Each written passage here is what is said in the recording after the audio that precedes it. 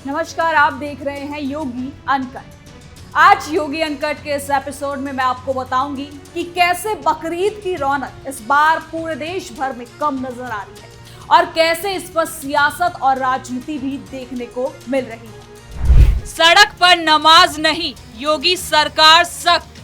बकरीद पर UP police high alert. अवैध कुर्बानी पर चलेगा एक्शन। अनुज चौधरी का बयान फिर वायरल। अलीगढ़ में नमाज को लेकर बवाल। AIMIM की चेतावनी से बड़ी हलचल। दिल्ली में खुले में कुर्बानी बैन। भोजशाला विवाद पर बड़ी सियासत। देश में बकरीद से पहले कई राज्यों में धार्मिक आयोजनों, नमाज, कुर्बानी और कानून व्यवस्था को लेकर माहौल लगातार गर्माता जा रहा है। उत्तर प्रदेश, बंगाल और दिल्ली साथ ही साथ कई राज्यों में प्रशासन पूरी तरह से अलर्ट मोड में दिखाई दे रही है।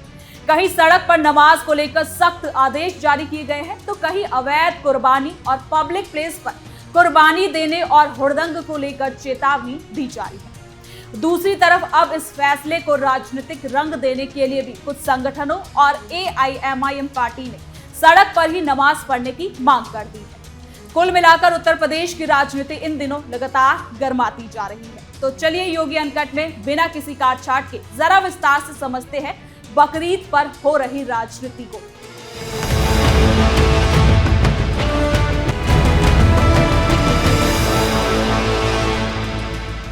योगी अनकट में सबसे ज्यादा चर्चा उत्तर प्रदेश में बकरीद को लेकर जारी प्रशासनिक सख्ती की हो रही है। दरअसल राज्य सरकार की ओर से और CM योगी ने साफ आदेश दे दिए हैं कि सड़क पर नमाज पढ़ने की परमिशन नहीं होगी। साथ ही प्रशासन ने कहा कि नमाज केवल तय ईदगाहों और मस्जिदों में ही अदा की जाएगी।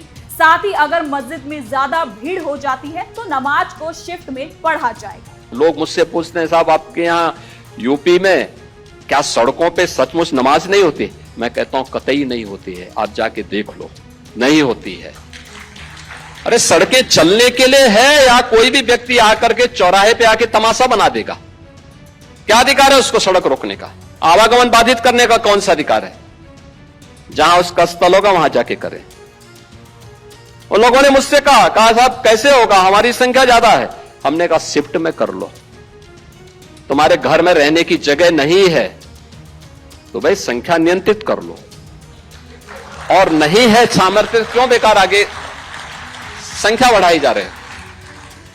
और ये चाहिए आपको कि अगर आपको सिस्टम के साथ रहना है तो याद करना, हम उन नियम और कानून को मानना शुरू करें। कानून का राज होगा, कानून के राज को सबको समान रूप से लागू करेंगे।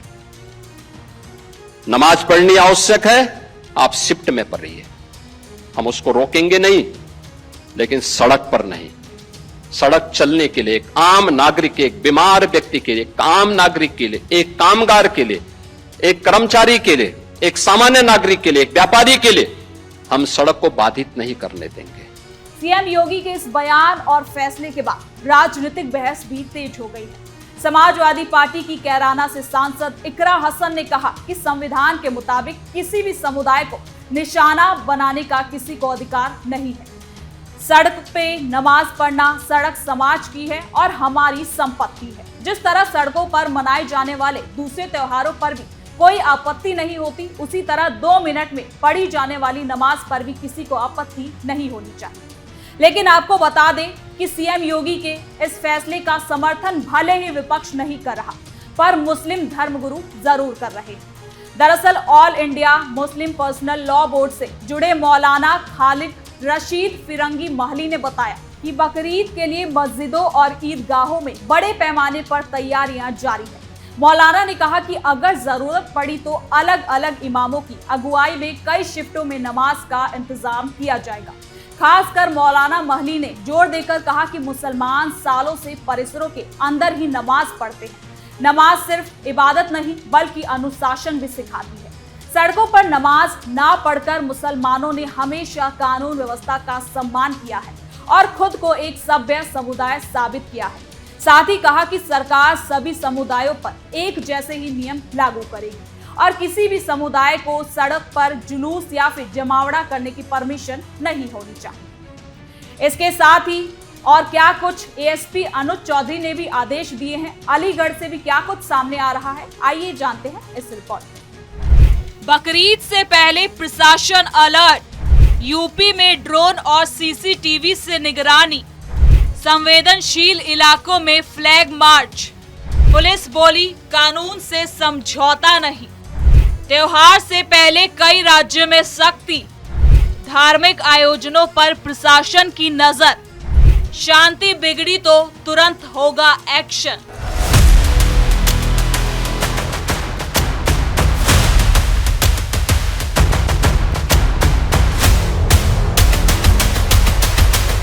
उत्तर प्रदेश पुलिस के चर्चित अधिकारी एएसपी अनुज चौधरी एक बार फिर सुर्खियों में है।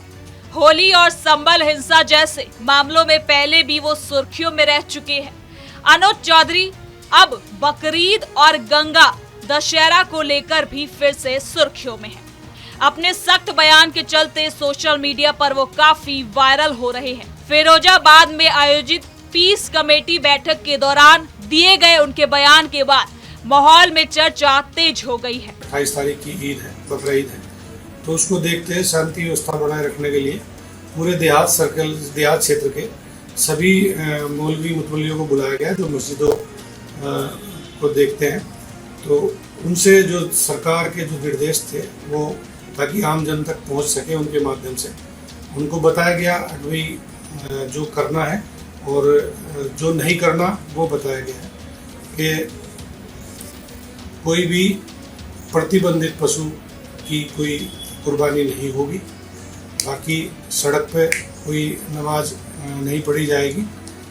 इन सब चीज़ों का ध्यान रखें ताकि सोशल मीडिया पे कोई लाइव कुर्बानी करता है तो वो ना करें। तो ये आप सभी को पहले से अवगत करा दें, ये सब चीज़ें इन सबको बताई गई, सबके द्वारा आश्वासन दिया गया और ताकि ये त्यौहार जो है दोनों आराम से शांति व्यवस्था को कायम रखते हुए कराया जाए। अनुज चौधरी के बयान के बाद सोशल मीडिया पर बहस शुरू हो गई है। कुछ लोगों ने इसे कानून व्यवस्था बनाए रखने के लिए जरूरी कदम बताया, जबकि कुछ लोगों ने बयान के भाषा पर सवाल खड़े कर दिए।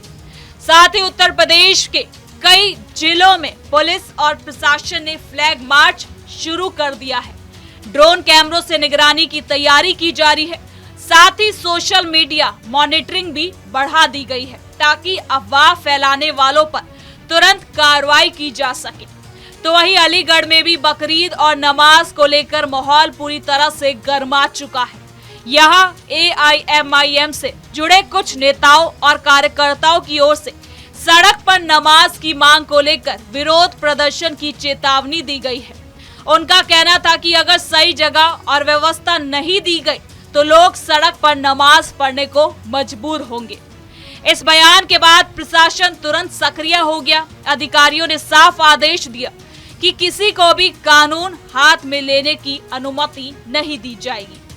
पुलिस ने कहा कि धार्मिक कार्यक्रम केवल तय जगहों पर ही आयोजित किए जाएंगे और नियमों का उल्लंघन करने वालों पर सख्त कार्रवाई होगी।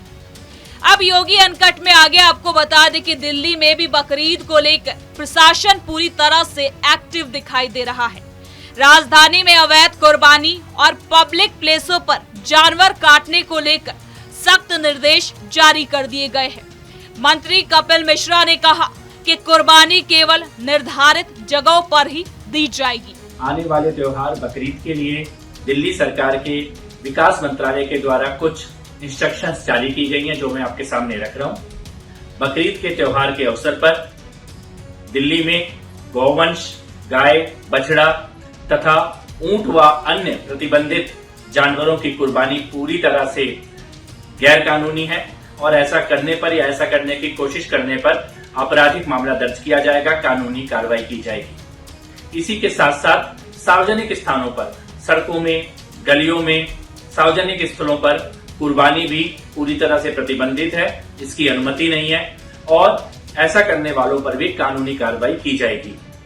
इसी के साथ साथ मार्केट में जानवरों की अवैध रूप से खरीद फरोख्त करना, सड़कों में, गलियों में मार्केट लगा के पशुओं को बेचना, खरीदना, ये भी पूरी तरह से गैर कानूनी है, इसकी अनुमति नहीं है। और इसके साथ साथ कुर्बानी के बाद नाली में या सीवर में या सड़क में खून को बहाना, वेस्ट को सीवर या नाली में डालना, ये भी पूरी तरह से प्रतिबंधित है। खुले में जानवरों के अवशेष फेंकने वालों के खिलाफ भी कार्रवाई होगी। साथ ही दिल्ली पुलिस ने कई संवेदनशील इलाकों में गश्त भी बढ़ा दी है। प्रशासन ने इलाके में सुरक्षा बढ़ा दी, पुलिस बल की अतिरिक्त तैनाती की गई और संवेदनशील इलाकों में निगरानी बढ़ा दी गई है। अधिकारियों का कहना है कि अदालत के आदेशों और तय नियमों के मुताबिक ही व्यवस्था लागू की जाएगी। देश भर में बकरीद और धार्मिक आयोजन को लेकर बढ़ती गतिविधियों ने प्रशासन की चुनौतियां भी बढ़ा दी हैं। खासतौर पर सोशल मीडिया के दौर में अफवाहों और भड़काऊ संदेश तेजी से फैलते हैं। इसीलिए पुलिस और जांच एजेंसियां पहले से ही ज्यादा एक्टिव दिखाई दे रही है। कई राज्यों में संवेदनशील जिलों की पहचान हो रही है, वहां ज्यादा पुलिस बल, रैपिड एक्शन फोर्स और खास टीमें तैनात की जा रही है। कई जगहों पर ड्रोन कैमरों से निगरानी की तैयारी हो रही है ताकि भीड़ और गतिविधियों पर नजर रखी जा सके। फिलहाल बकरीद से पहले देश के कई हिस्सों में प्रशासन पूरी तरह से एक्टिव है। पुलिस, प्रशासन और सुरक्षा एजेंसियां लगातार निगरानी कर रही है। राजनीतिक बयानबाजी और धार्मिक मुद्दों के बीच सबसे बड़ी चुनौती शांति और कानून व्यवस्था को बनाए रखने की है। आने वाले दिनों में ये देखना खास होगा कि प्रशासन अपनी तैयारियों और जमीन पर किस तरह से उसे लागू करती है और त्योहार किस तरह से शांतिपूर्ण तरीके से संपन्न हो पाते हैं। तो फिलहाल के लिए योगी अनकट में इतना ही। देखते रहिए कैपिटल टीवी उत्तर प्रदेश। कल फिर मिलेंगे नई खबर के साथ। धन्यवाद।